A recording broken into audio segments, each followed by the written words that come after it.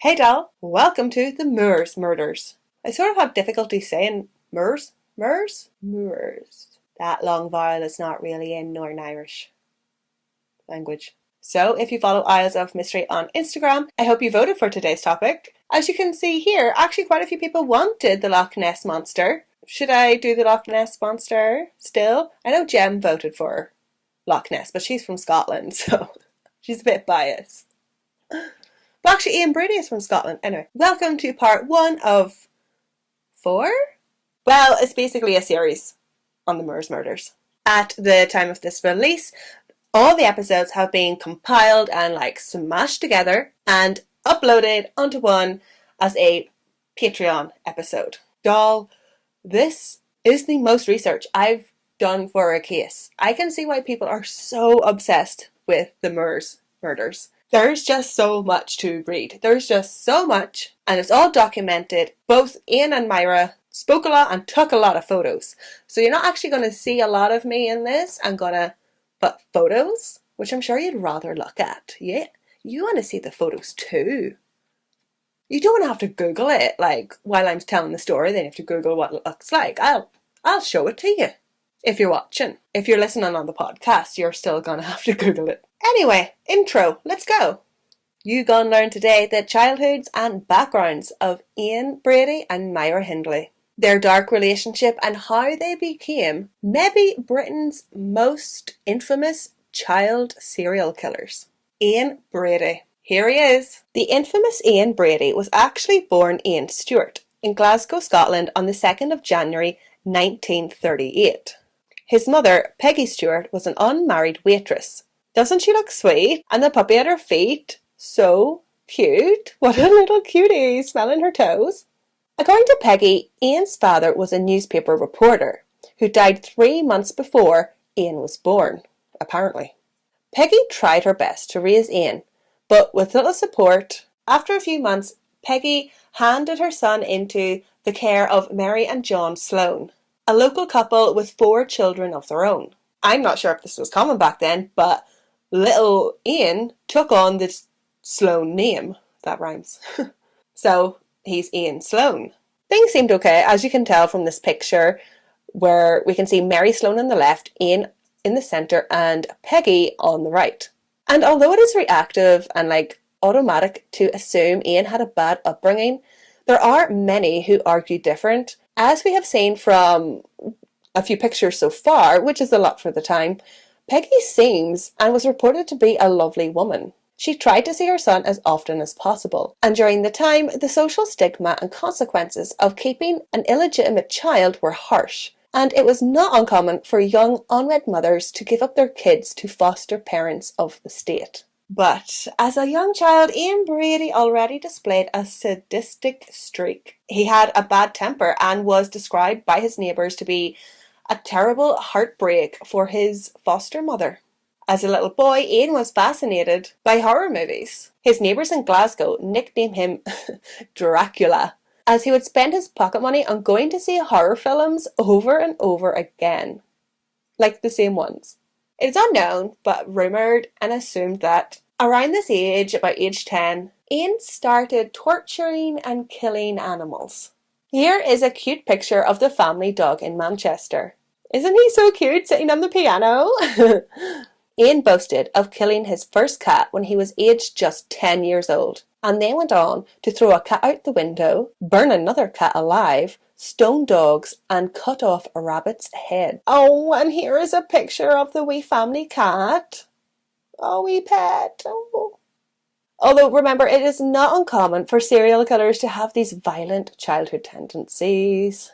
But it's not as bad as what Ian would get up to 15 years later.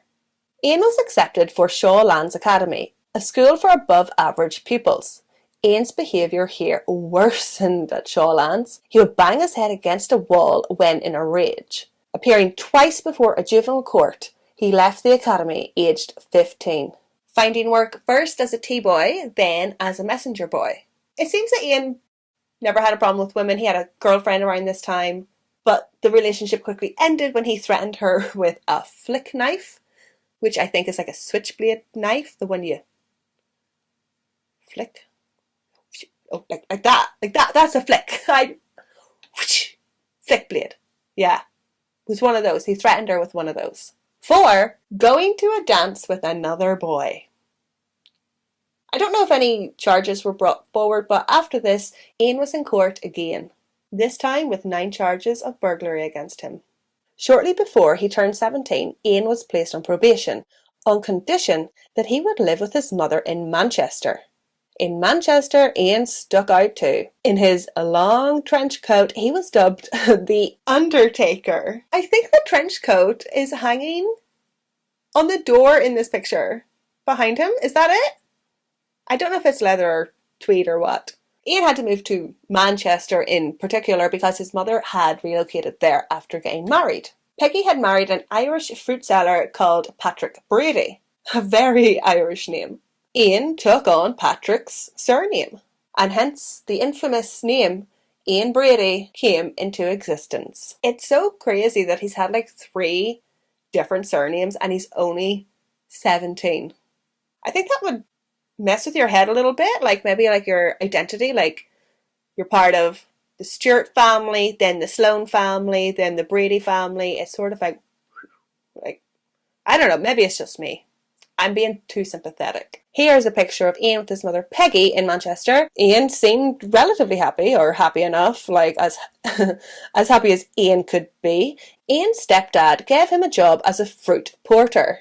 So Ian has been a tea boy, a messenger boy, and now he is a fruit boy. In January in 1959, Ian started a clerical job at Millward's, a wholesale chemical distribution company based in Gorton, Manchester. No longer a boy, he is a man now. Ian was described by his co-workers as quiet, punctual, but kinda had a short fuse. Ian Brady was a rebel. I think he fancied himself a bit of a James Dean. He rode a Tiger motorcycle to nearby hikes and read books like, what an attention seeker, including Teach Yourself German, World War II Atrocities, and Mein Kampf, Adolf Hitler's Manifesto. What a rebel. Myra Hindley. Myra Hindley was born in Manchester on the 23rd of July 1942. Her parents, Nellie and Bob Hindley, lived in Victorian slum housing in a working class area. Her father was an alcoholic who frequently beat on his wife and children. The family home was in poor condition, and Myra was forced to sleep in a single bed next to her parents' double bed. Creepy. Ew. Okay, but was this uncommon for the time? Like, I know houses were smaller back then. There was less space and more kids and less money. The family's living situation deteriorated further when Myra's sister was born. So, when Myra was 5, she was sent to live nearby with her grandmother. This is Myra's mother and sister Maureen. She does not look happy, does she? It can't feel good to be kicked out of your family home and living with your granny, but from documentaries I watched, apparently like it wasn't that bad. Like they lived on like adjacent streets in the housing estate, and they could literally like see each other's house. Like they were that close. Like they were in like apparently Myra was always home. Like it wasn't really an issue. It was just like another bedroom. But as we can see so far, it seems that like Ian and Myra both have a living socio-economic disadvantage life in common. Perhaps one of the reasons Myra Hindley grew up to be such a hard woman was because of her father. Myra's father had served with the army in the Second World War, and he was known to be a hard man, and he expected his daughters to be hard men too. Myra's father taught her how to fight and insisted that Myra always looks after herself. I like that he's like not like gender performative, like not insisting she learn how to make sandwiches. Although who knows, maybe he wanted both. But maybe this is what led Hindley to be so tough and selfish. fight and stick up for yourself. Although a lot of kids are taught like that. Like, what am I saying? Like, he's still an asshole. He beat his wife and kids. I'm sorry. For example, when Myra was 8 years old, a local boy scratched her cheeks, drawing blood. Poor little pet, she burst into tears and she ran to her father to seek consolation. But her father said he would leather her if she did not retaliate. Myra then went and found the boy and battered him. Later in life, Myra would reflect on this as her first ever victory, which is sad for a child so early on in life to think that the way to be on top is to beat somebody else to the ground. In June 1957, when Myra was 15, she had a very traumatic experience that changed her deeply. One of Myra's closest friends, 13-year-old Michael Higgins, invited Myra to go swimming with friends at the local reservoir. Myra declined. She didn't feel like it at the time, and she went off to do something else. That very day, her little friend Michael drowned in the reservoir. Myra, who was a very strong swimmer, was tormented by this death and blamed herself for not being there. Poor pet. At Mass, Myra collected money for Michael's funeral wreath. And after this experience, Myra started to take her Catholicism more seriously. Myra's first job was as a junior clerk at an engineering firm. She typed and ran errands and made tea, and she was well liked there. Myra was so liked that in her first week she lost her wage packet, and all the other girls took up a collection to replace it. That's assuming she actually did lose her wage packet. Maybe? I'm just thinking about this now.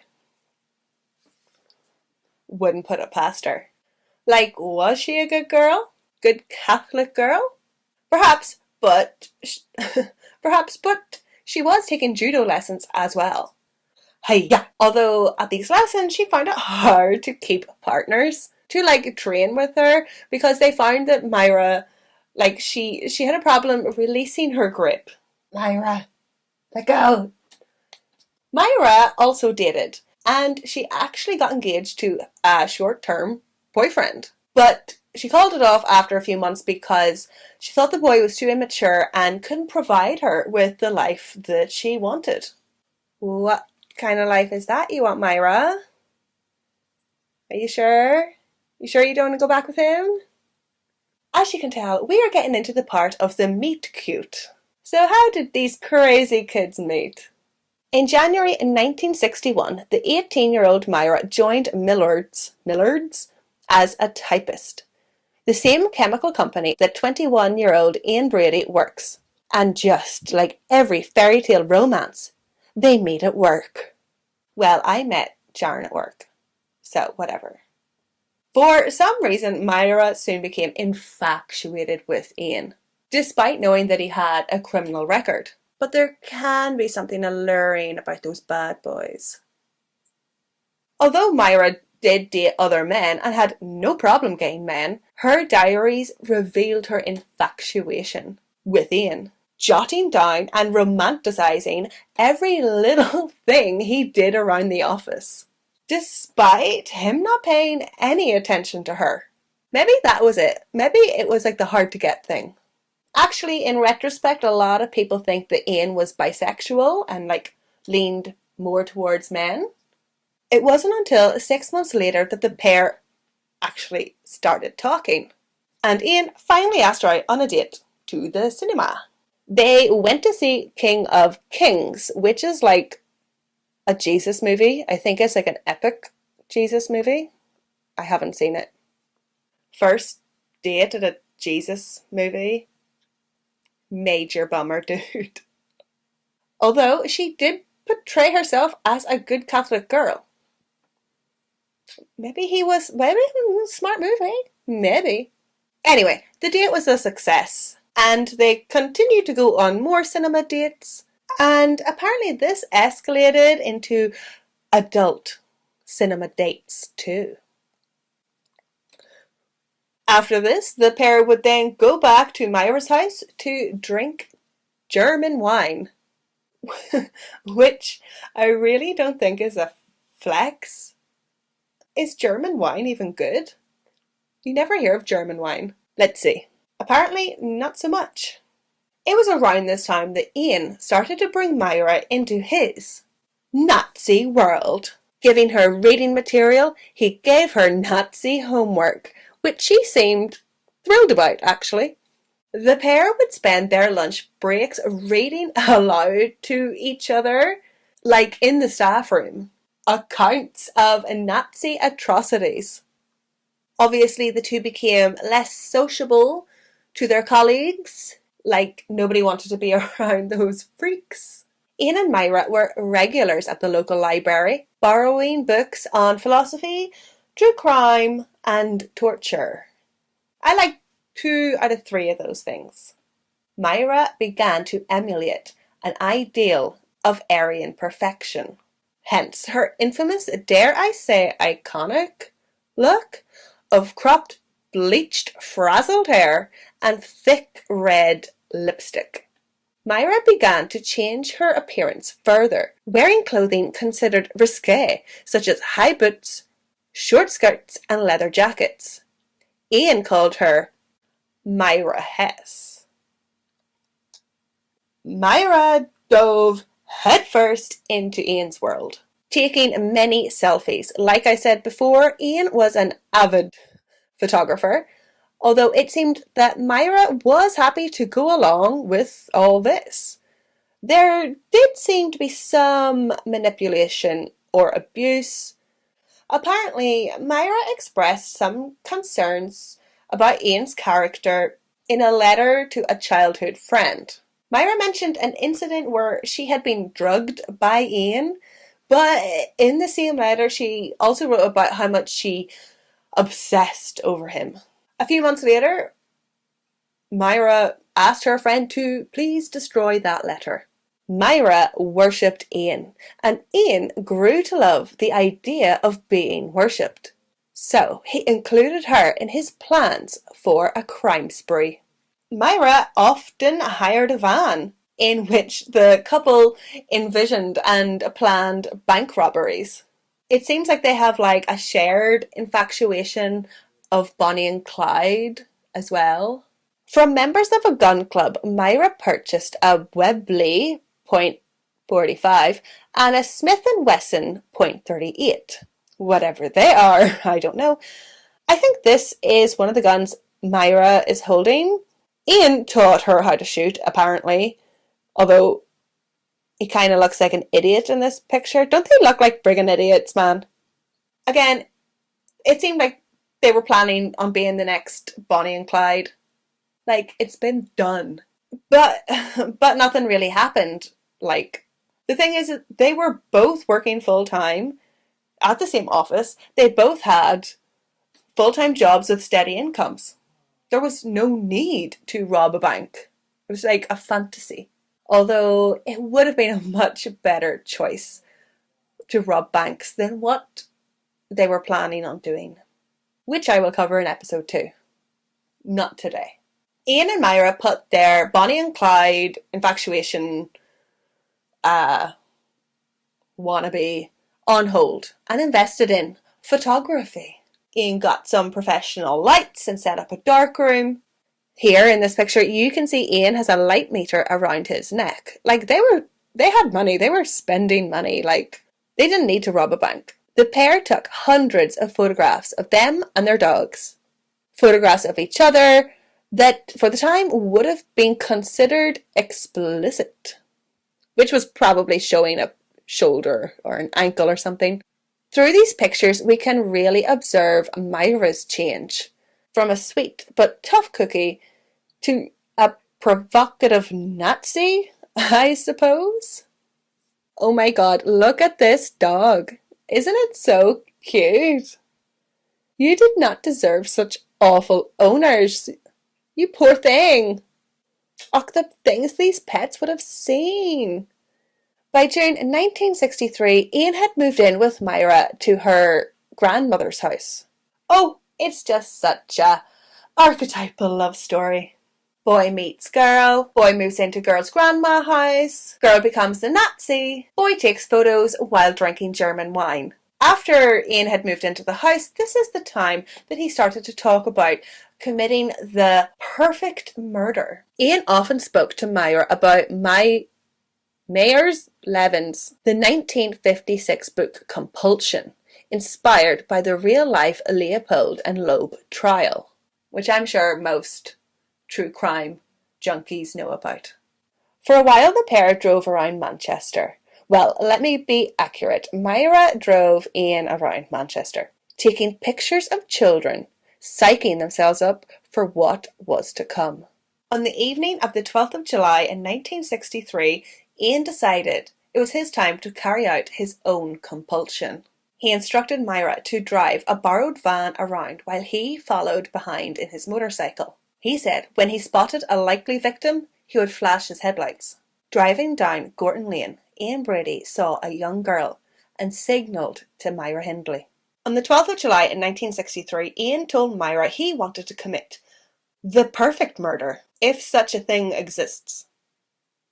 After they were both finished work, Ian instructed Myra to drive around their borrowed van while he followed in his motorcycle. When he spotted a victim he wanted, he would signal by flashing his headlights. Driving down Gorton Lane, he spotted a young girl.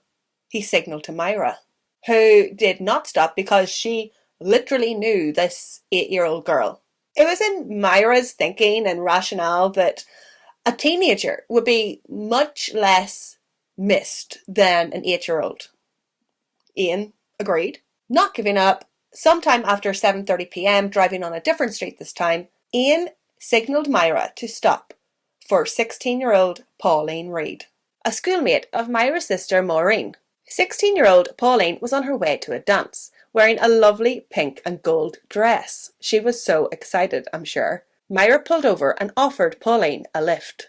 Once Pauline was in the van, Myra asked her if she would mind helping her look for a lost expensive glove, in the Saddleworth Moor. Pauline, who, kinda knows Myra, it's like her schoolmate's older sister, she was like, yeah, sure, I'll help. So they drove to the Saddleworth Moor. When Ian arrived at the moors on his motorcycle, Myra told Pauline that he was going to help them search. Myra later claimed that she stayed in the van while Ian took Pauline into the moors. Ian returned alone 30 minutes later. He retrieved Myra and took her to the spot on the moors where Pauline lay dying. Pauline's clothes were in disarray, and she had nearly been decapitated with 2 cuts to her throat. This included a 4-inch incision to her voice box. And into this incision was shoved Pauline's coat and necklace, was like in the cut, in the incision. Like pushed in. When Myra asked Ian whether he had raped Pauline, Ian replied, of course I did. In Myra's account, she returned to the van while Ian buried Pauline. But in Ian's account, Myra was there for everything. She participated in the attack and the sexual assault.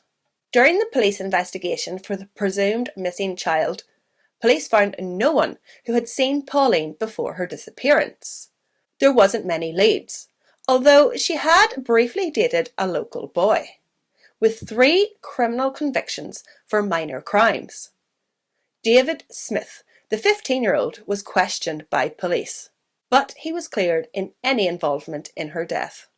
Only 4 months later, Ian and Myra were ready to strike again. In the early evening of the 23rd of November 1963, Ian and Myra were at a market when they spotted an adolescent boy. They used the same tactic to lure the child that had worked on Pauline. The pair offered 12-year-old John Kilbride a lift home, saying to him that his parents might worry that he was out so late. They said they'd bring him home and give him a bottle of sherry. Once John was in Myra's hired car, Ian told him, well, we'll have to make a detour to our house to go get you this sherry. While on this supposed detour, Ian said, oh, we need to make another stop. using the same weird excuse that they needed to go to the Saddleworth Moors to look for Myra's missing expensive glove. Apparently, when they got there, Ian took John onto the moors while Myra waited in the car. And just like with Pauline, Ian sexually assaulted the 12-year-old boy. And as well, like Pauline, Ian this time attempted to slit John's throat, although it seems that John put up a struggle. Unfortunately, Ian is bigger than a 12-year-old and was able to strangle him to death, most likely with a shoelace. After John's disappearance, a huge search was undertaken. 500 missing posters were printed and over 700 statements taken. 8 days after John failed to return home, 2,000 volunteers scoured waste ground and derelict buildings. During this time, when Manchester is frantically looking for the missing boy, Myra hired multiple vehicles, driving up to the moors to make sure the burial sites had not been disrupted. What a bitch. People who say that Myra was manipulated by Ian Brady, they're being manipulated.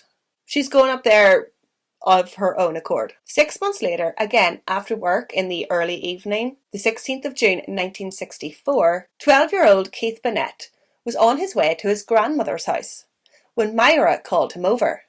Look at this little cutie, isn't he adorable? He looks like that kid from Jerry Maguire. Myra asked this little cutie if he would help her stack boxes into her van. After Keith had helped her, Myra then offered Keith a lift. Where are you going? And I feel like this is such a good tactic or ploy to get somebody into your vehicle. Like, you get them to work for you, then you offer them repayment. And because you did work, you feel like you are deserved reimbursement. So I feel like it's a good, like, psychological trick. So Keith got in the van, and little did he know that Ian was already in the back.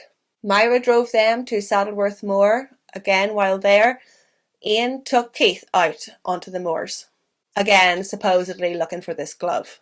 What is with this glove? So weird. A glove? About 30 minutes later, Ian returned to the van, again carrying a spade that he had hidden there earlier. When Myra asked Ian what happened, how did it go, Ian replied that he raped the boy and strangled him with a piece of string. Like with John Kilbride, missing posters were plastered all around Manchester. Here is a picture of Winnie Bennett on the left. She is talking to Sheila Kilbride, John's mother. This photo was taken on June 24th, 1964, only 8 days after Keith went missing. During Keith's investigation, his poor stepfather became a suspect, and police did not let up. Over the next 2 years, the stepdad was taken in for questioning 4 times. Detectives searched the house, including under the floorboards. And on discovering that all of the houses were connected, they then searched the entire street. How intrusive and a waste of time. Like, obviously they think it's the stepdad and you're meant to look at family and friends first, but oh God, such a waste of time. Oh. Now, we're going to take a quick break from the murders because during this time, Myra's younger sister Maureen married David Smith on the 15th of August 1964. And yes, the same David Smith who was dating Pauline Reed, Myra and Ian's first victim. Coincidence? Actually, yes. Well, they probably all knew each other from Maureen. You know, like they're all in the same year in the same school. Anyway. The marriage was hastily arranged and performed at the Town Hall Register Office. None of the Hindleys attended. Myra did not approve of the marriage, and her mother was embarrassed as Maureen was 7 months pregnant. Dun dun dun! And David had several criminal convictions, including actual bodily harm and burglary. Doll, look at that hairdo! Oh my lord! It looks like she's smuggling avocados or something. It's so big. Oh my God. Soon after the wedding, Ian suggested that the four take a day trip, a double date, to Windermere. This was the first time Ian and David had met properly. Ian was quite taken with David, apparently impressed by David's demeanour. The two talked about society, the distribution of wealth, and the possibility of robbing a bank. David was similarly impressed by Ian, who throughout the day was splashing the cash and paid for everyone's food and wine. The trip to the Lake District was the first of many outings for the foursome.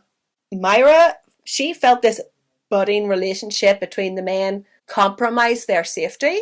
She was jealous and very apprehensive about the friendship. But it also seems that Ian was grooming David to become his new or additional partner in crime. Ian gave David books to read, gave him Nazi homework just like he had Myra. The two often discussed robbery and murder. David was in awe of Ian, and Ian liked it. There were also rumours that Ian fancied a bit of Maureen. However, Myra apparently went along with this foursome as she did enjoy the growing relationship she was getting with her sister. 6 months after the murder of Keith Bennett, on Boxing Day in 1964, Ian and Myra went to a fun fair. They noticed the 10-year-old Leslie Ann Downey was apparently alone. We have another little cutie here. Doesn't she look like Shirley Temple? Look at those cheeks. At the fun fair, Ian and Myra approached the child and deliberately dropped their shopping in front of her. They asked the wee girl if she would help them carry their shopping to the car, which is sort of the same tactic as they used with John Bennett. From there, their MO kind of changed. They took Leslie Ann to their house. Apparently, Myra's granny wasn't there that night. At the house, Leslie Ann was stripped naked and gagged with a scarf. Then the 10-year-old was forced to pose for photographs before being raped and killed. Again, Leslie Ann was strangled, most likely with a piece of string. Later, Myra would claim that she went to fill a bath, and by the time she got back, Leslie Ann was dead. Meanwhile, Ian, he later claimed that it was Myra who killed Leslie Ann. The following morning, Ian and Myra drove Leslie Ann's body to Saddleworth Moor and buried her in a shallow grave, naked with her clothes at her feet. Again, there was a huge search for the child, but she was not found. This is a picture of Leslie Ann's mother, Anne, on the 17th of July 1965, searching for clues of her daughter's disappearance at the fun fair. It's always so awful when these things happen around Christmas as well for some reason. It is just so tragic that these women were brought together under such circumstances. In these pictures, Sheila Kilbride, Anne Downey and Winnie Bennett are at Mrs. Kilbride's house. And if you look in the top left corner, we can see a lovely framed picture of John on the mantelpiece. It looks like one of those school pictures, like in your uniform. It's just so tragic. 10 months later, on the 6th of October 1965, Myra drove Ian to Manchester railway station. While she stayed in the car, he went in to search for another victim, their fifth victim. Edward Evans was at Manchester Central Station, having been to see Manchester United play Helsinki. He called at the buffet bar for a drink, but it was closed. The 17-year-old caught Ian Brady's eye. Ian recognised Edward from the local pub and invited him back to his house for a drink. Ian took Edward out to this hideous car and introduced Myra as his sister. The three drove to Ian and Myra's. Myra was dropped off at her sister and David's house, who lived only a few streets down. Ian told Myra, bring David over to the house. When David arrived at the house, Ian asked him, oh, you've came here for the miniature bottles of wine. Whatever that's all about. Apparently that's what he said. Ian told David to wait in the kitchen while he went to get them for him. A few minutes later, the silence was broken. David heard a horrifying, high-pitched scream. The scream carried on, and then there was another, and then another. Myra screamed from the living room, "Dave, help him!" David ran to the living room, where he seen a young man, Edward. Edward was half off the couch. His legs were on the floor, while his head and shoulders were still being propped up on the sofa. Ian was standing over Edward, his legs on either side of the boy. Ian was holding an axe in his hand. He lifted it up high and swung down. The axe struck the side of Edward's head. It made a horrifying sound, a sound that would torment David Smith for the rest of his life. This would be a horrible end, but it didn't end here. Edward was still alive and was trying to escape. So Ian, in like a brawling struggle, strangled Edward Evans to death with an electrical cable. It's just like so horrific. Like what an awful way to go. Can you imagine your last few moments on earth are in such pain and such horror and fear? Like nobody deserves to go out that way. Well, maybe Ian Brady does. So during this brawling struggle, Ian hurt his ankle, he sprained it or something, and so wasn't able to dispose of Edward Evans' body. So Myra and David had to help. Later, David said he did what he had to do to survive, and I feel that if any of us were in that situation, we would do the same out of fear. What if they kill you? They know where you live. They know your wife. You just gotta get out of there just smoothly as possible. But Edward is a big 17-year-old boy. He's not a little child. Well, he is a child, but he's not little, So David couldn't carry him either. So the three of them wrapped up poor Edward in a plastic sheet and carried him into the upstairs spare bedroom. Then the three of them made quite a detailed plan. David would return tomorrow morning and help transport the body to the car and then to the moors, using David's baby pram. It's so fucking twisted. Ugh. You're using your child's pram to even have that notion. So at about 3 a.m, David goes home and he tells Maureen he needs a cup of tea. David is a nervous wreck. He drinks the tea and immediately throws up. He breaks down and tells his wife what he had just witnessed. Maureen and David agree they need to tell the police. About 3 hours later, David arms himself with a screwdriver and a bread knife. He goes to the phone box at the end of the housing estate and he calls the police, telling them what he had just witnessed. The police told him, stay there. They came for him, picked him up from the phone box and took him to the police station. David told them everything I just told you. A few hours later, the superintendent police officer then went to Myra and Ian's house, dressed as a bread delivery man. At first I thought, how random, going as a bread man. But then I thought it's obviously it's so that Myra will open the door to him. She may not open the door to the police, but she'll open it to a bread man and identify herself as Myra. Also, the police were worried that if Ian and Myra could see they were police, that Ian and Myra would go get their guns. Anyway, eventually the bread man identified himself as a policeman, and Myra had to let him in. Ian and Myra acted dumbfounded and tried to hinder the police as they searched the house. But of course, once the spare room was opened, police found Edward Evans wrapped in a sheet of plastic. Ian Brady was arrested. As Ian got dressed to go to the police station, he told officers that, he and Edward just got into a fight and the row got out of hand. As if that is any kind of excuse for murder. Oh, just a drunken fight got out of hand. So it doesn't count. Because it was accidental. It was not intentional. It was just a fight that went too far. That's it. I know he's dead. But I was having a fight.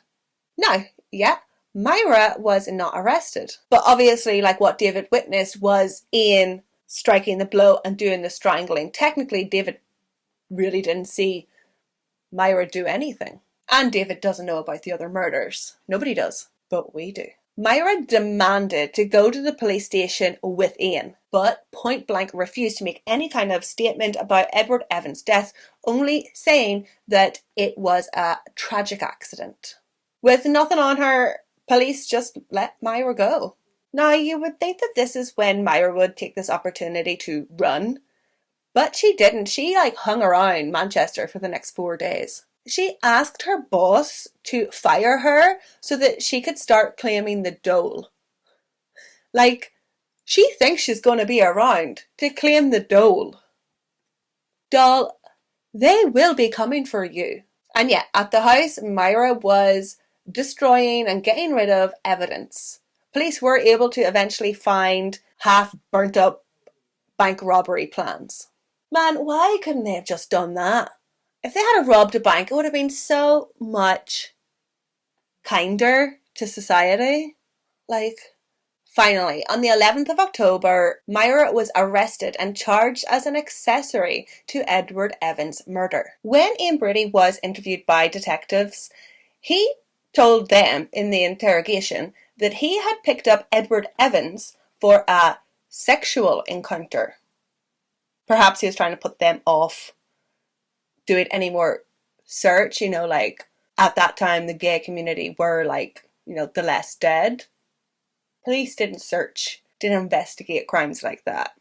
So yeah, he tried to throw them off by saying it was a gay sexual encounter and that he and Edward got into a verbal argument that escalated into a physical fight. Ian insisted that the physical fight got out of hand and he ended up hitting Edward with the axe. Not many physical fights end like that. It's still murder. What kind of argument is that? But Ian was not going down alone, and he wasn't bringing down Myra. He was bringing down yesterday's hero, David Smith. Ian insisted that, yeah, he hit Edward with an axe, but it was David Smith who strangled him with the electrical cable. Ian protected Myra, saying Myra only did what she was told to do. So while Ian and Myra are in jail and being questioned, police investigate the house and garden. They find much evidence. Receipts for hired cars, burnt plans for a bank heist, a luggage claim ticket tucked away in Myra's prayer book, and a school exercise book. Scrawled across it was the name John Kilbride, the 12-year-old boy the police had been searching for. The police concluded Ian and Myra are involved in the missing of John Kilbride and most likely the other missing children in Manchester.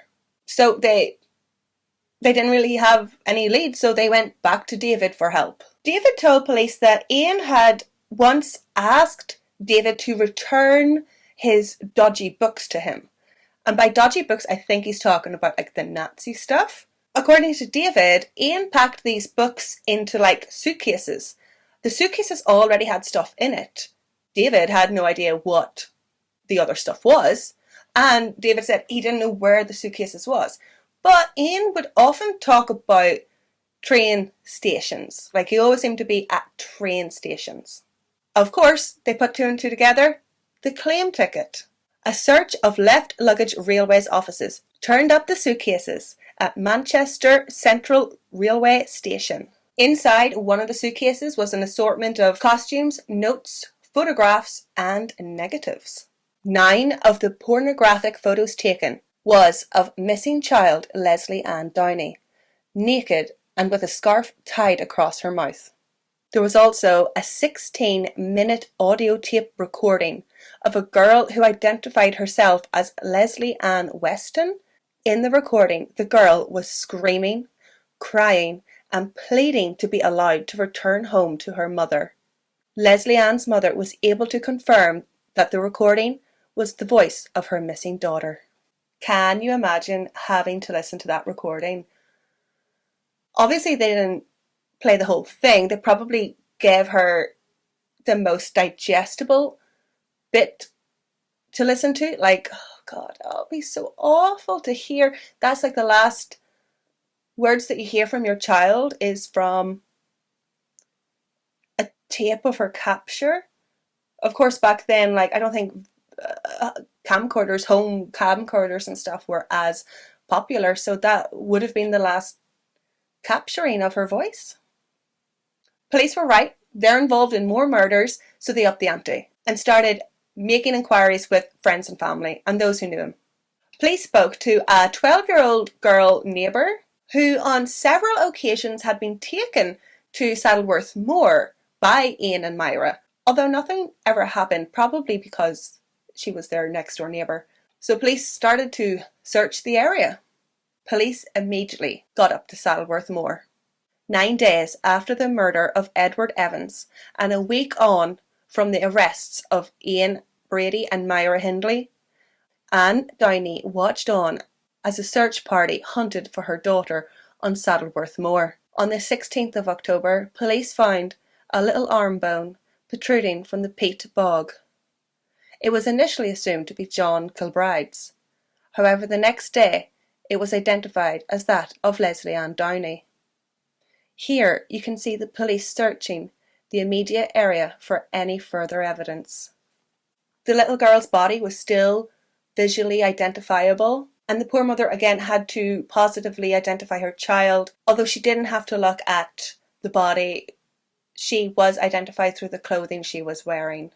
On the 25th of October 1965, a large crowd gathered outside Trinity Methodist Church for the funeral of Leslie Ann Downey. Detectives knew there were more bodies on the moors, but they seemed to be getting nowhere. It was like a needle in a haystack. Here, the Saddleworth Moor is like the little bit in red. It is 29.4 square miles. It is absolutely massive. Back at the police station, David Smith told police that Ian would sometimes boast about photographic proof of his crimes, of his multiple murders. Like, I'm sure David probably thought Ian was like talking shit. But these photographs were in the suitcases. Here is a picture of Ian on the Ramshaw Rocks near Moorland where he buried his victims. At first glance, these photos seem like innocent landscapes and portraits, but they are where the bodies were buried. Police appealed for locals to help identify whereabouts these pictures were taken.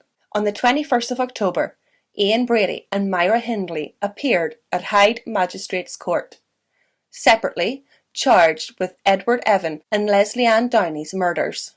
In this picture we can see Leslie Ann Downey's uncle is restrained by police as the killers leave court. You would have to hold me back too. Oh, the rage, the anger he must feel. Meanwhile, on the moors on the same day, police found the badly decomposed body of John Kilbride. Here is a very sad picture of Sheila Kilbride. She and John's siblings pray for John on what would have been his 14th birthday. Police knew there were more children to be found on the moors. Unfortunately, the search had to be postponed due to winter setting in. In this picture, you can see the police party digging on the Saddleworth Moors in Yorkshire, looking for moorland graves.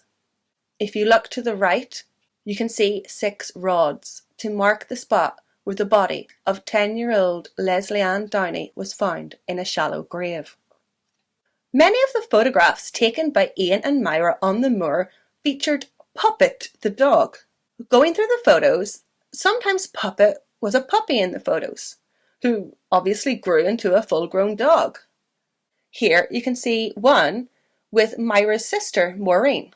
To help date the photos and establish a timeline, which is like so smart, detectives had a veterinarian to examine the dog to determine its age. So smart. This examination required general anesthetic so that they could remove a tooth from the dog. Unfortunately, little Puppet did not wake up. And Myra was furious that the police had murdered her dog. Myra wrote a letter to her mother. She said, quote, "I feel as though my heart's been torn into pieces. I don't think anything could hurt me more than this has. The only consolation is that some moron might have got hold of Puppet and hurt him. Like, what a psycho. Can we have some perspective here, Myra? You have kidnapped and murdered multiple children. You have hurt and broken families, perhaps beyond repair. And you are making a stink because the police accidentally killed your dog. There are 5 children dead. You feel bad? You feel angry? How do you think those parents feel? She is a sociopath. The trial started on the 19th of April in 1966. Now, I was quite surprised to hear that the trial only lasted 2 weeks. You would think it would be longer because there's so many photographs and evidence and stuff. No? Needless to say, the public and the media was obsessed with the Myra's murderers.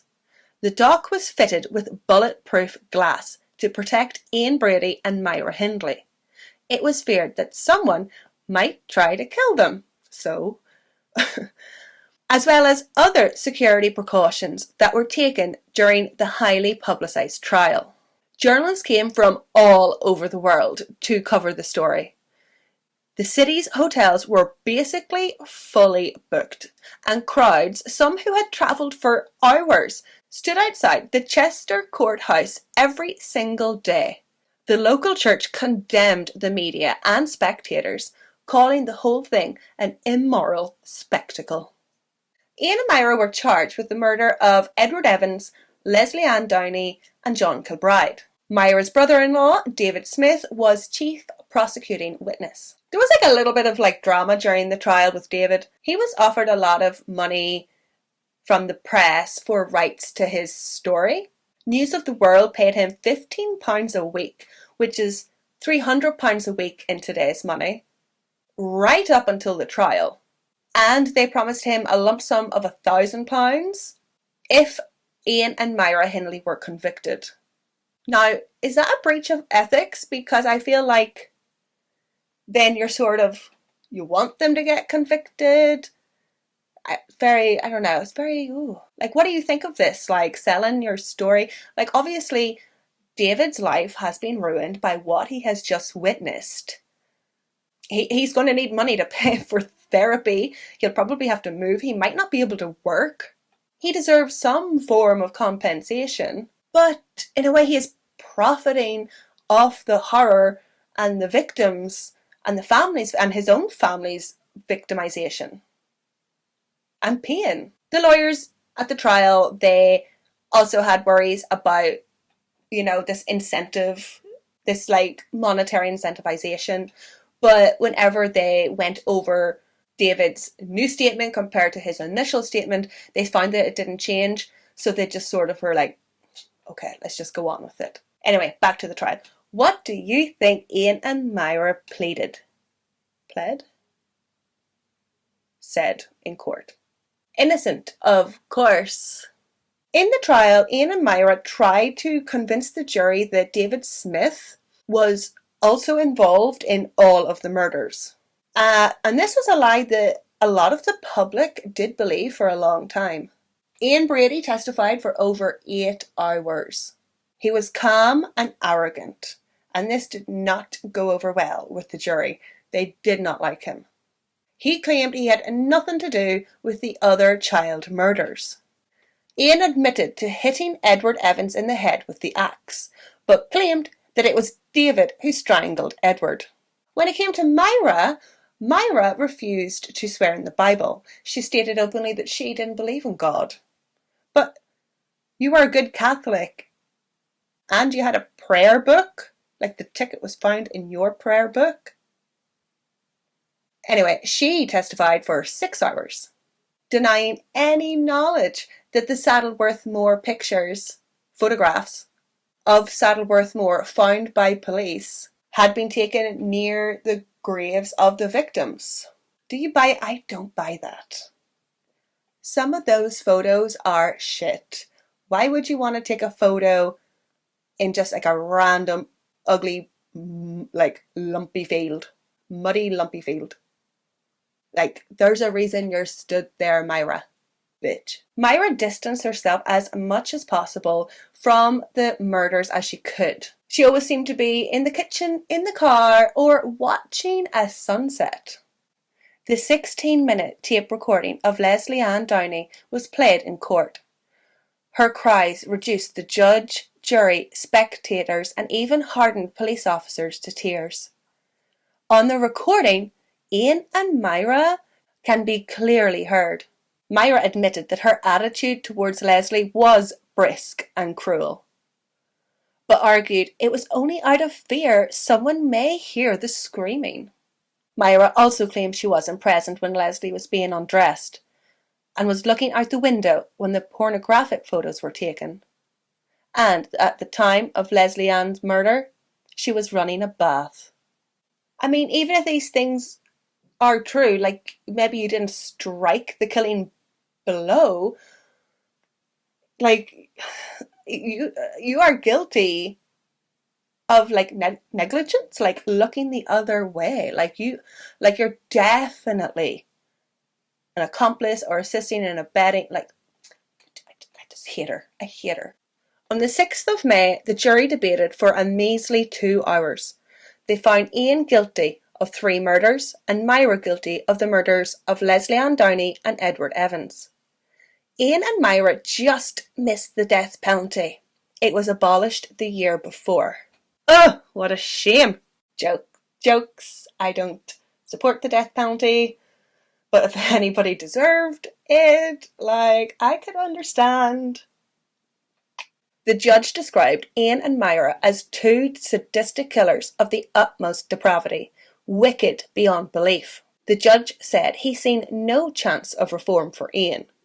However, he believed there was a chance for Myra, once out of the grip of Ian's control. And the sentencing? They both got life imprisonment. Ian Brady was sentenced to 3 concurrent life sentences.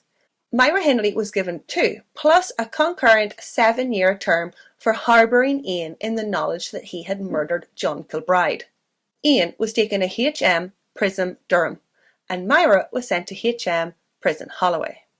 Star-crossed lovers torn apart. More like asteroid-crossed lovers who collided and created a tear in the space-time continuum, forever altering the lives of 5 innocent children and their families, as well as their own families.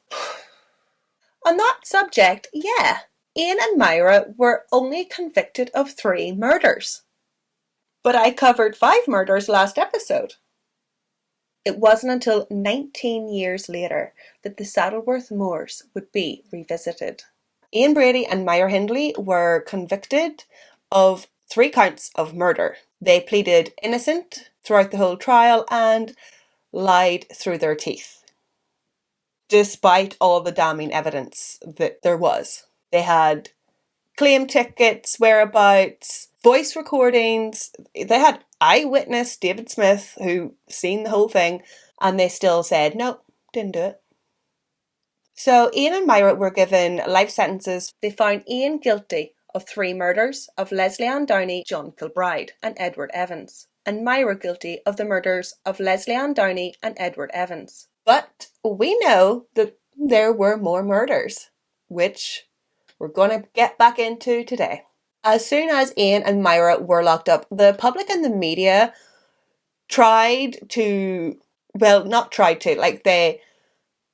they were sure there was more murders, and they tried to connect Ian and Myra to other missing children and teenagers from Manchester. One victim everyone was sure of was 3-year-old Stephen Jennings. Stephen was last seen in December 1962 and found 20 years later in a field. Although this murder did not turn out to be a Moors killing, the true murderer was found guilty. His father. Eek. Come on. Jennifer Tighe, I hope I'm saying that right. Jennifer disappeared from a children's home in December 1964, aged 14. Ian Brady has reportedly admitted visiting the spot on the night she disappeared. And in 2010, Myra was said to have confessed to the 6th murder to a fellow prisoner. Further investigation revealed that, nope, Jennifer was actually alive and well. However, the truth will out. In 1985, Ian was being interviewed by a journalist. During the interview, Ian told him yes, he had killed Pauline Reed and Keith Bennett. Shortly after this, in July of the same year, police paid Ian a wee visit. And just like he did in the trials, Ian denied everything. He denied telling the journalist this, and he denied the murder at all. Despite his denial, Manchester police reopened the investigation on the Saddleworth moors. Again, asking the public to help identify the locations in the photographs. A few months later, Keith Bennett's mother, Winnie Johnson, wrote Myra a letter, begging for her to help police in finding her child's body. Winnie explained that she was a simple woman who worked in a hospital kitchen, a Christian, and knowing that Myra had regained her faith in prison, would Myra release her from this purgatory and show the nation that Myra is actually a loving and caring woman. Perhaps Winnie thought she could appeal to Myra's feminine, womanly, motherly soft side. Myra does not have that side. However, some people do disagree and think that Myra was genuinely moved by Winnie's letter. A few days after the letter, police visited Myra a little visit also. And just like Ian and just like in the trial, Myra denied everything. But she said she would have another look at those photos on the moors to identify spots she had visited with Ian. I mean, if she was genuinely moved, I think she would have admitted to her involvement. I just think she wanted to admire her frazzled fucking blonde hair from 20 years ago and have pictures to remind her, think she is getting off on these pictures. But eventually Myra agreed that she would help them find the boy. But only if she could visit the moors herself. It sounds like to me Myra wants a little day trip out of prison. Genuinely moved? I think not. On the 16th of December 1986, all roads onto the moor was patrolled by 200 police officers. Apparently, Myra had difficulty connecting what she saw to her memories and complained that the helicopters flying overhead made her nervous. Myra insisted on wearing a balaclava and a bulletproof vest, and you can see everybody around her is dressed the same. She thinks that somebody's gonna come and sniper her. It's been 20 years. Obviously people still fucking hate her guts, but what an attention seeker. The press described the visit as a fiasco, a publicity stunt, and a mindless waste of money. Nothing was found. A few months later, on the 10th of February 1987, Myra finally formally confessed to her involvement in all 5 murders in a recorded statement that was 17 hours long. Girl is such an attention seeker. She loves it. I hate her. Ugh. She gave days, locations, and how she lured the children. Everything we covered in episode 2. But again, in Myra's telling of the events, she was never there when the children were raped or murdered. She was in the car, over the brow of the hill, in the kitchen, in the bathroom, looking out the window. It seems like she still thinks she can get away with this. Or at least get out early, sort of thing. The big, okay, time served. Because she went in her early 20s. So she can get out in her 40s and have a good chunk of life left to serve. Live. Soon after, Winnie Johnson sends Myra a second letter. In it, she again pleads with Myra to help police find her missing son. In this letter, Winnie is sympathetic to Myra and tells her it's unfair the way the media portrays her. Now, see here, Myra never responded to the first letter, but she did respond to this second letter, which to me is interesting because if you look at the two letters, they're actually quite different. The first one is asking Myra to do the right thing, prove people wrong. It challenges Myra's ego and self-perception. But the second letter is a little bit softer. Winnie in the second letter is like, oh, it's unfair the way the media portrays you. I feel sorry for you. It must be awful. This agrees. It doesn't challenge Myra. It doesn't challenge her ego or self-perception. It is in line with how Myra perceives herself as a good person who is being unfairly judged. Anyway, so Myra responds to Winnie Johnson and thanks her for both letters. So, get this. When Myra responds to Winnie, like writes back, she said that if Winnie Johnson had have wrote to Myra 14 years ago, Myra would have confessed then and would have helped the police back then. Oh, I hate her so much. You, bitch, are victim blaming one of your victims. You're saying, oh, well, you kind of caused this delay because you didn't write me.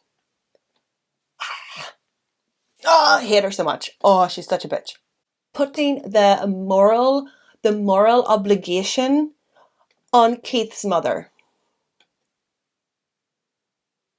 Fucking nutjob. I have no time for this woman. She is a cunt. Myra made her second, third and fourth visit to the Moors in March 1987. This time with even more security. And Myra even got to have a sleepover in the police chief's house. Over the next 3 days, Myra was able to narrow down the field of search, like the search area, and drew investigators a map of what she remembered. Although unable to locate either of the graves, she told police she remembered that as Pauline Reade was being buried, she had been sitting next to her on a patch of grass and could see the rocks of Holland Brown Knoll, silhouetted against the night sky. Well, how fucking romantic. I hate her. I hate her. I hate her. In April of 1987, news of Myra's confession became public, and the country was divided on Myra's guilt or culpability. Myra made a public statement to the press which touched on her reasons for denying her guilt initially. I think it was something like, I couldn't find the statement, but I think it was something like she was scared of Ian. But I don't really buy that. Myra also spoke about her religious reconnection to Catholicism in prison and all of the work and study and practice that she had been doing. And she also said, hey, look at me, I'm writing letters to Winnie Johnson. In this public statement, Myra also exonerated David Smith of any involvement in any of the murders, particularly Edward Evans, which everybody in Manchester was sure that David Smith had killed Edward Evans. Myra said she seen no possibility of release because the public hated her so much. You see, even here, it's about her. Again, she's playing the victim and looking for attention. On the 1st of July, after more than 100 days of searching, investigators finally found Pauline Reade's body in a 3-foot grave, only 100 yards from where Leslie Ann had been found. In the bog, Pauline's body was found almost completely preserved, 25 years after she had been murdered. The teenager was still dressed in her pink and gold party dress she was wearing that night when she set off to a youth club dance. Pauline had received a violent blow to the head and her neck had been cut with such force that it broke the vertebrae. Pauline's family could finally put her to rest. Where is Ian Brady in all of this mess, you ask? Well, it seems that Ian was up for a wee hike also. 2 days after the discovery of Pauline Reid's body, police paid Ian a visit. They told Ian of Myra's confession and public appearances. And I think Ian got a little bit jealous. He deserved some of this newfound fame, too. And maybe he would like to go for a hike and a day beyond the prison walls. He told the officers he too will help in the search of the moors. Again, but only if he can go. On the 3rd of July, Ian was also out on the moors, helping with the search for Keith Bennett. Ian said everything had changed so much. He couldn't remember where he had buried the body. So nothing was found. He was brought to the moors 6 weeks later, but again, nothing. In my opinion, this is totally 50-50. Obviously, the soft, hills and landscape can change, but also, he could just be lying. Ian has nothing to gain from finding these bodies. He is already serving multiple life sentences. He's not getting out of jail, and actually, he is quite happy in jail. Ian can only gain from not finding the bodies. He keeps getting this attention, he keeps getting the day trips, he keeps getting to wear regular people clothes. And it seemed that, like Myra, he enjoyed the attention. Because, after Keith's body was not found, Ian told a BBC reporter vague details of 5 additional deaths that he claimed he had been involved in. According to Ian, there was another unknown victim in the Saddleworth Moor, and a woman whose body he had allegedly dumped in the canal, a man in the Piccadilly area of Manchester, as well as 2 other men in Scotland. Dun dun dun! Of course, police had to investigate these alleged crimes, but there were no such unsolved crimes matching these descriptions. He was just making it up. When they spoke to Myra, she was like, I don't know anything about those. What are you talking about? But then saying that, she said that about the murder she did commit. So, okay, so I think this is appalling, so I wanted to include it. This is not how justice is supposed to work. So Ian and Myra confessed to the additional murders of Pauline Reid and Keith Bennett. But the director of public prosecutions decided that nothing would be gained from a further trial, as both Ian and Myra were already serving life sentences. No further punishment could be inflicted. But they didn't get a whole life tariff. They got that 25 to life. They can still get out in 25 years. But even if they did have a whole life tariff, I think it's just justice to the victims and the victims' families, that they get another sentencing for it. It doesn't matter if they have 5 whole life tariffs, and they can never complete them. It's just the justice for the victims, no? People are idiots. Since 1987, there have been multiple attempts to find Keith Bennett, using new technology and new leads, but with no success, which is just so tragic for Mrs. Winnie Johnson, Keith's mom. Here is a picture of her in the moors with Peter Topping, the police officer leading the hunt for her son's body. After his conviction, Ian Brady seemed to accept his life sentence and settled into prison life and routine. In 1985, Ian was clinically diagnosed as a psychopath. He was promptly transferred to a high-security hospital for the criminally insane. while here he made it clear that he never wanted to be released. Ian seemed to keep relatively busy over the next few decades. He wrote a book, The Gate of Janus, and the UK public was horrified that Ian was profiting from serial killer stories, although he did not include his own. Ian also made friends with the teacup poisoner Graham Young, who I most definitely have to cover sometime. Not many men poison. Ian corresponded with journalists and had a great old time doing interviews. This part's kind of cool. For 20 years, Ian transcribed old classical books into Braille until the Braille machine was taken off him. They thought he might use it as a weapon. But he had it for 20 years. He had plenty of opportunity. Why are you stopping him from doing something productive for society? Ian, who obviously can't drink alcohol or his German wine in prison, he offered up a kidney to donate to anyone who needed it. But he was barred from doing this. He was not allowed to do it. And it is hard to know if any of this stuff was for genuine altruism, or was it all just for attention and control and manipulation. I mean, after all, he is a psychopath, clinically. And he just, hasn't turned over a new leaf. In 1991, Ian sent a letter to Alan Bennett, Keith Bennett's brother.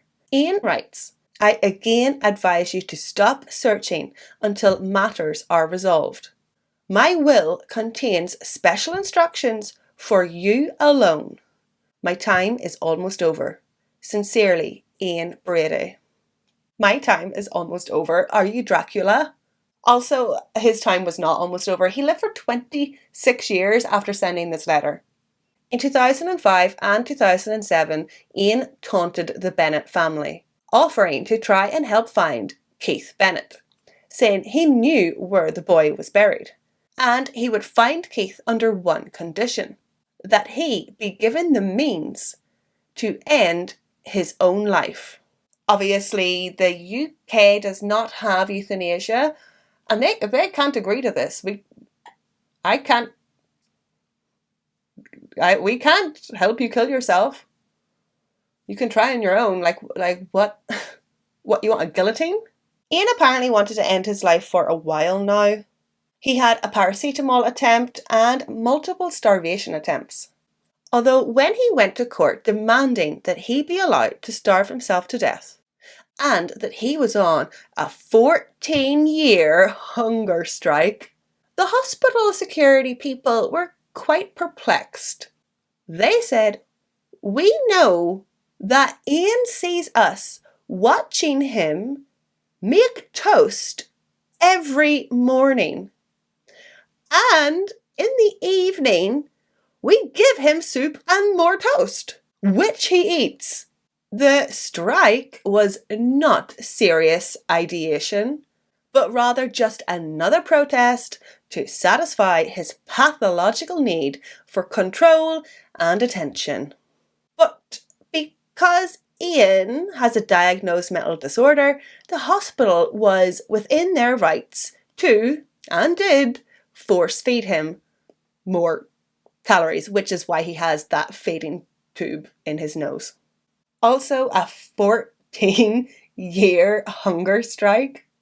Please, we know about hunger strikes and they do not last 14 years. At Ashworth Hospital on the 15th of May 2017, Ian Brady died of natural causes, aged 79. He was cremated without a ceremony, and his ashes disposed of at night in the Irish Sea. Ew, get him out! According to those who knew him, Ian only regretted Myra's imprisonment and the consequences of their actions, but not actually the crimes themselves. Ian saw no point in making any kind of public apology or reparations. Just before his death, Ian asked for his 2 combination locked suitcases to be put in secure storage. Perhaps a one last fuck you to the Bennett family. After Ian's death, the police asked the court to order that 2 locked briefcases owned by Ian to be opened. Police argued that they might contain clues to the location of Keith's body. The application was denied on the grounds that no prosecution was likely to result from opening the suitcases. Again, this is such an insult to Keith and the Bennett family, in my opinion, who never did receive those special instructions from Ian Brady. Keith's family argue that clues to the whereabouts of Keith could be in the other suitcases. It's a damn suitcase. Just open it. Why are you protecting the privacy and the wishes of a dead, lying serial killer, pedophile, rapist? Why are you protecting his privacy? Who gives a f? To this day, the suitcase is still in secure storage somewhere, unopened, assumingly. And this is the perfect segue into my next section, the aftermath. For a start, you cannot visit Ian and Myra's house. The house was pulled down in the 1980s. You know what I was thinking? Where was the granny in all of this? Was she not suspicious at all? They were living with Myra's granny. Come on, granny. Despite his bravery, David Smith and Maureen were hounded due to their connection to the murderers. Unfortunately, David was jailed for attacking the leader of a gang who had threatened to hurt his family. Forced out of their home, their marriage broke up. David's prison sentence led him to a nervous breakdown and as a resolution to turn his life around. He subsequently moved to Ireland with his second wife Mary in the 1990s and lived in Galway at the time of his death. The man credited with stopping the Myrs murders died in 2012, aged 65, following a battle with cancer.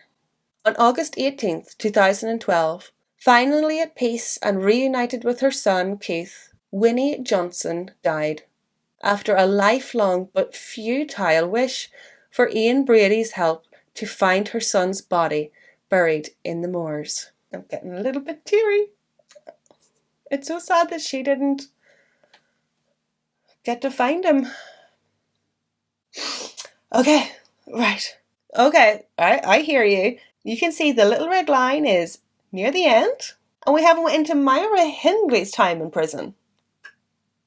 Well, Myra had quite an interesting time in prison. Multiple interesting relationships and quite a few brushes with freedom. There's so much to cover. It needs its own episode. So we're nearly finished. I hope you're enjoying it. So see you next week for sort of part 5. It's more just like a Myra episode. Hey doll. Welcome to the final episode in the Myrs Murders series. In today's episode, we will be covering Myra Hindley's very interesting and busy time in prison, her multiple relationships, and her multiple brushes with freedom. Like I said in the last episode, Ian Brady settled into an accepted prison life and routine, never appealing or apologising for what he did. But Myra was quite the opposite. Myra was eager, obsessed. She had to get out, in what prisoners apparently call gate fever. Myra was told she must serve a minimum of 25 years before being even considered for parole. Immediately after her life conviction, Myra lodged an unsuccessful appeal. Get that out of here. You're staying in. Ian and Myra continued their relationship for actually quite a few years. When they were incarcerated, maybe they thought they would get out. Now more of a pen pal relationship, Myra's sister Maureen smuggled the letters to Ian. I don't understand why would you encourage that relationship? Until in 1971, when Myra broke it off with Ian.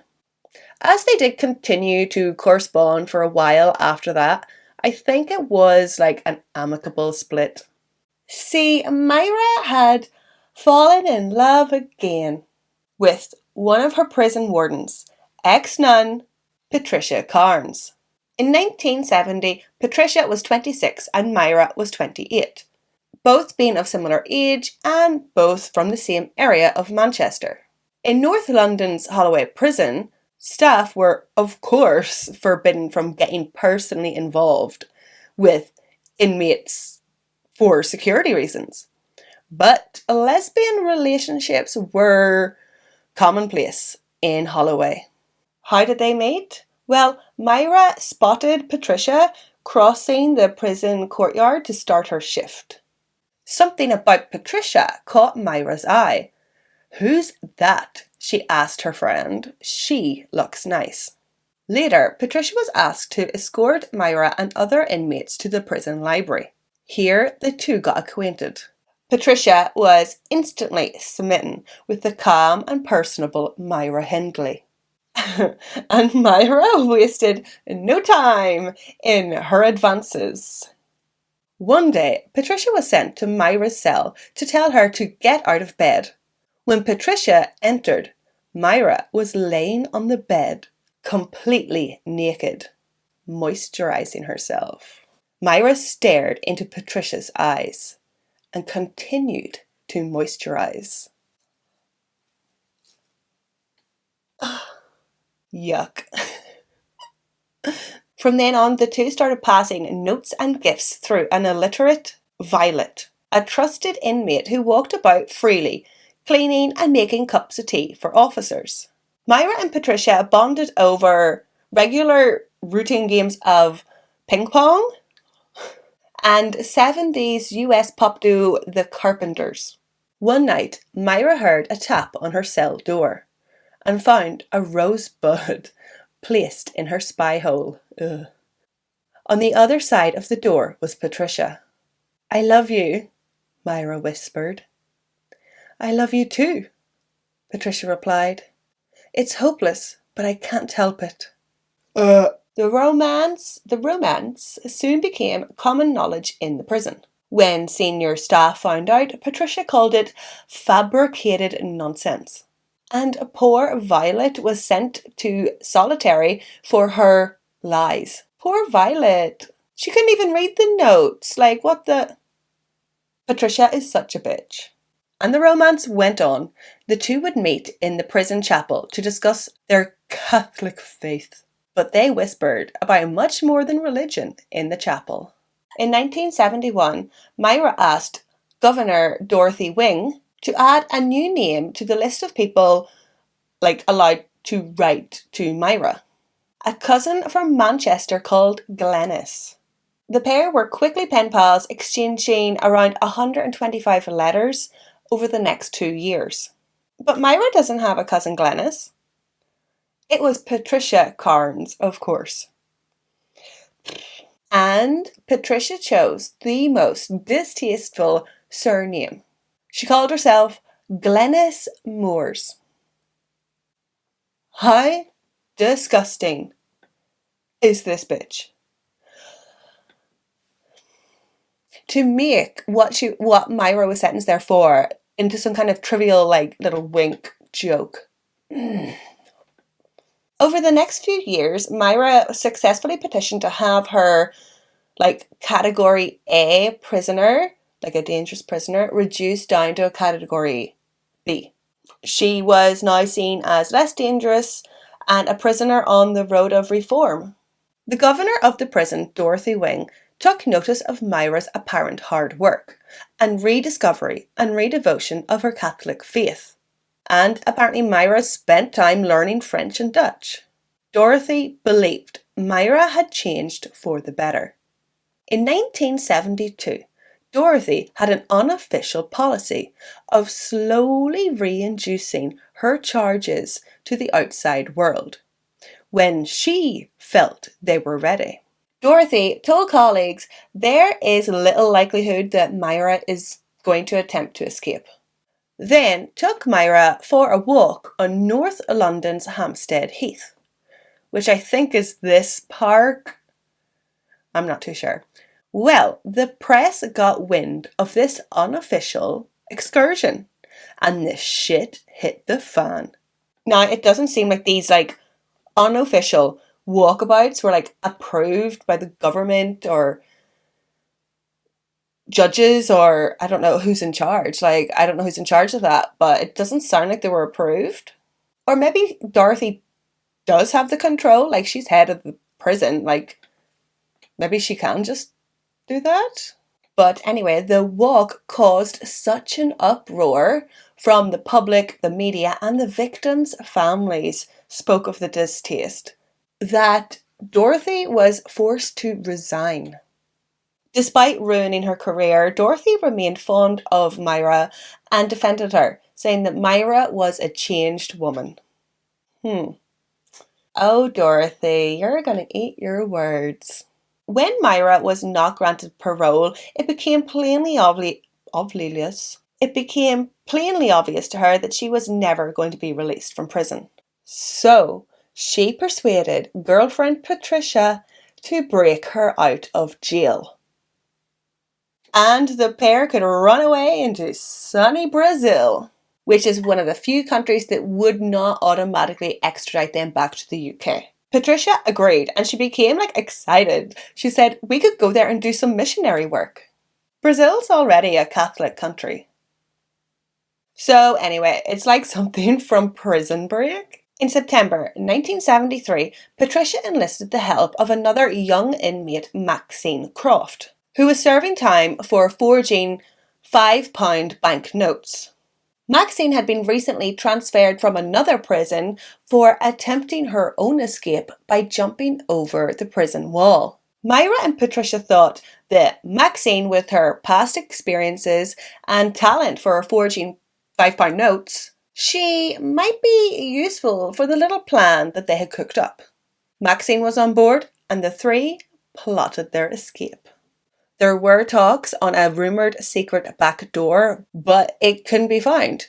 Perhaps climbing through the chapel loft and onto the roof, but they would definitely be seen. Maxine joked they would have to jump the 18-foot perimeter wall. Several women had escaped over the 18-foot wall, but were almost always found at the bottom, writhing in agony, on the ground, having broken their bones in the jump. And oddly, this is what the three landed on. This is what they decided to do. The plan was, at 9 p.m, after the guards had done their rounds, Myra and Maxine would let themselves out of their cells, out through the dining hall, then the building, climb over the 18-foot wall and jump down into Patricia's arms, giving them plenty of time to drive to Heathrow Airport and catch a night flight to Brazil, all before the prisoners would be spotted missing. Maxine laughed at the whole idea, but Patricia and Myra were deadly serious. Myra was on the ball. First, Myra somehow managed to change her surname from Hindley to Spencer. Next, she needed a new fake passport. Patricia bought a new camera and smuggled it in for Maxine to take photos of Myra. Maxine took a whole roll of pictures, but the developed film came out blank. Smarty Pants had forgotten to take off the lens. Womp womp. The women waited a week, took off the lens, and took more pictures. And to wit to woo, Maya had herself a wee photo shoot with the rest of the roll. Apparently, she put on heavy makeup to hide her pasty prison skin, and Patricia was more than happy to keep these photos for herself. Gross. But apparently she did eventually sell these photos and the story to the papers. The next and trippiest step The next and trickiest step, copying the keys. To avoid detection, Patricia secretly used her colleagues' keys for the molds. Patricia smuggled in bars of girly pink flowery beauty soaps. Just girly things. The soap didn't work, so they moved on to modelling plaster. Patricia smuggled it in, and the women were successful in moulding the key shapes in PG Tips boxes.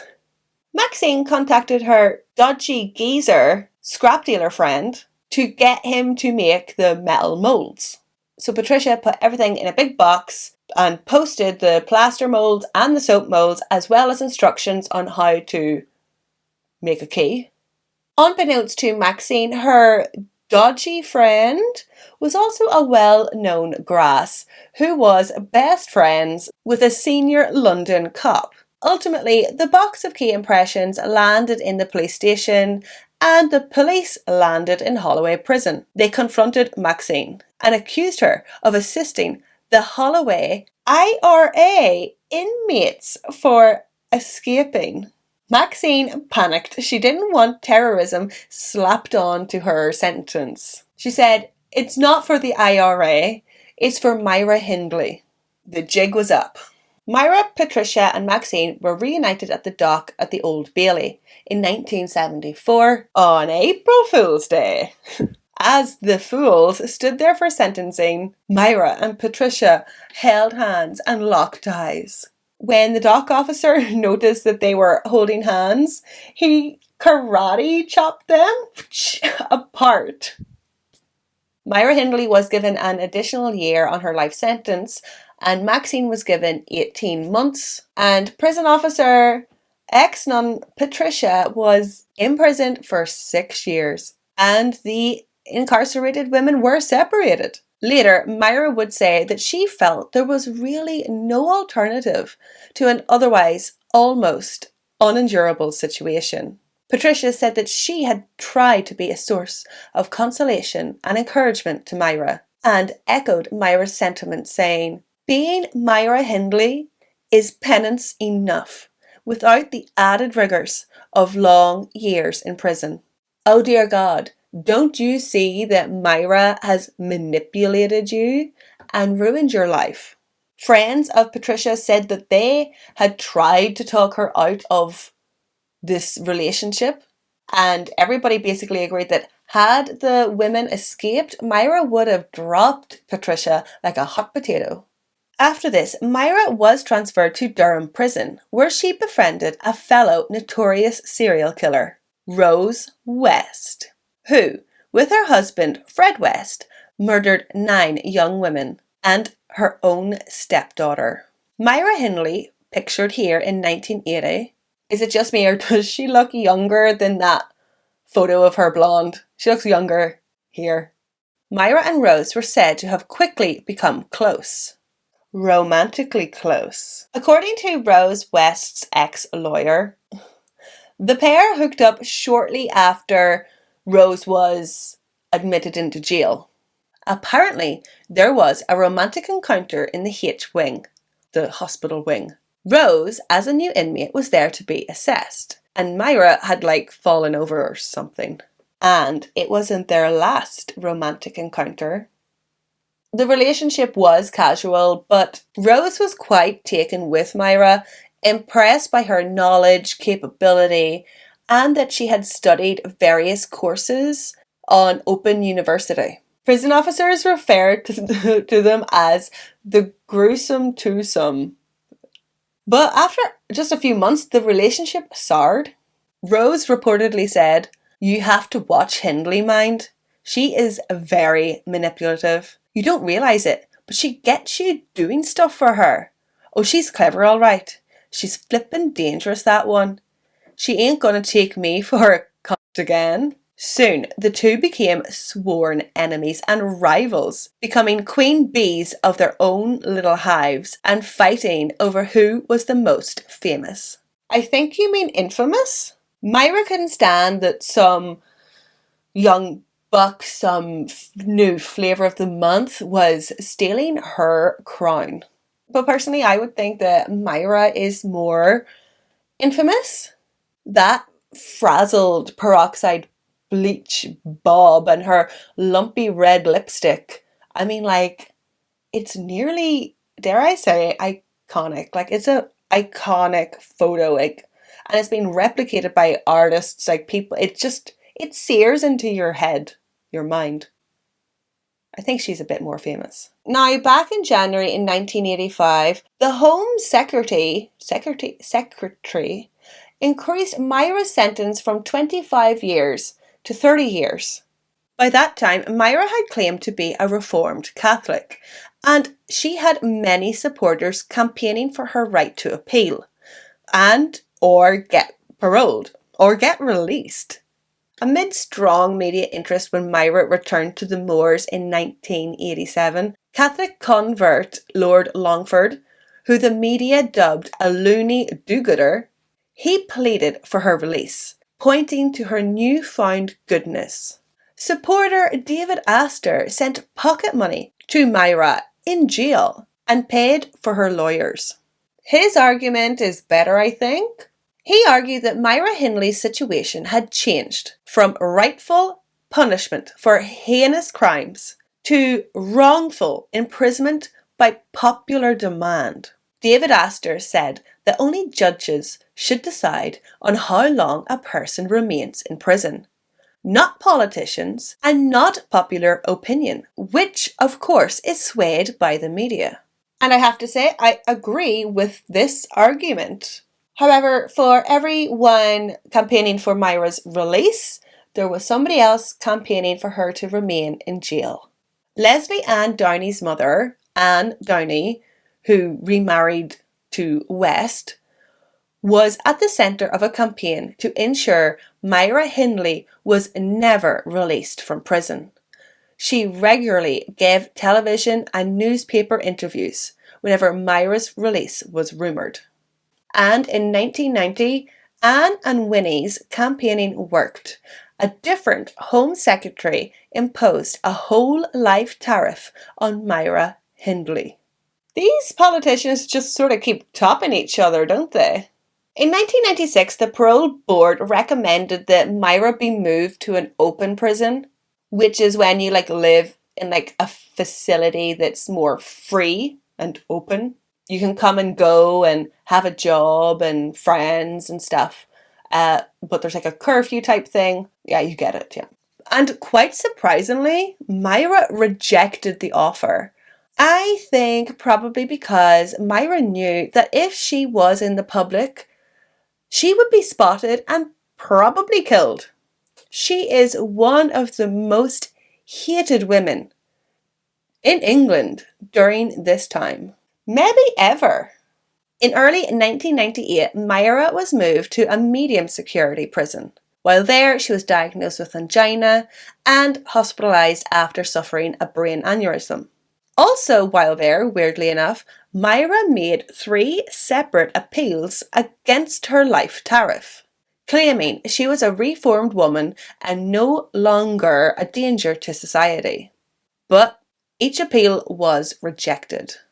I don't understand why she wouldn't go for the open prison thing and then apply for parole. I don't understand. Am I missing something? Literally in my research, have I skipped something? Why would... Now, in 2002, something quite big happened. I love all this law stuff. I find it interesting. Maybe you'll think it's boring. Another life sentence prisoner challenged the Home Secretary's power to set prisoner minimum terms, arguing that this goes against the EU human rights. This was already the law in Scotland and Northern Ireland. And I think this is fair. Politicians shouldn't get to use criminals as a platform or a puppet. I know these people are horrible people, but they're still people. The prisoners, I mean. Not the politicians. Well, maybe... Myra Hindley and hundreds of other prisoners whose sentences had been upped by politicians, their release was imminent. They could be released. Myra has already served her initial sentence of 25 years. At this point, in 2002, she is 60, so she's actually served about 36 years. So, plans by her supporters were put into motion for her to be released and receive a new identity. Those who did not want Myra released scrambled to find something that could keep her in prison for longer. And I know what you're thinking, give her sentences for the murders of Pauline Reed and Keith Bennett. But according to the government lawyers, a decision made 15 years ago, around the time that Myra returned to the moors, meant that trying her again would be an abuse of process. It seemed they had nothing. There was nothing, no reason to keep Myra locked up in prison anymore. On the 25th of November 2002, the law lords agreed that judges, not politicians, should decide how long a criminal spends behind bars. The ruling came into law just 10 days after the death of Myra Hindley. On the 15th of November 2002, Myra Hindley, aged 60 and a chain smoker, died from bronchial pneumonia. At the funeral, the media stood behind steel barriers, but none of the Hindley relatives were among the 8 to 10 people who attended a short service at Cambridge crematorium. Myra did have some deathbed confession letters, but from what I read online, they're total bullshit. Just her trying to exonerate herself again, and this video is long enough. More than 35 years after the murders, more than a whole generation has passed, and reportedly 20 local undertakers refused to handle her cremation. 4 months later, Myra's ashes were scattered by her ex-partner, Patricia Carnes. Patricia scattered the ashes less than 10 miles from Saddleworth Moor. What the hell, Patricia? What is that? Are you, you're worst nun ever? What a dick. Apparently the victims' families were not impressed with Patricia. Also, Patricia has changed her name. Her name's not Patricia anymore. And finally, we are finished the wild, crazy, bumpy, twisty road of Ian Brady and Myra Hindley, the Moors murders. The Moors murderers. Moors murders. Moors? What is your opinions of Myra Hindley? Do you think she was given more time than she deserved?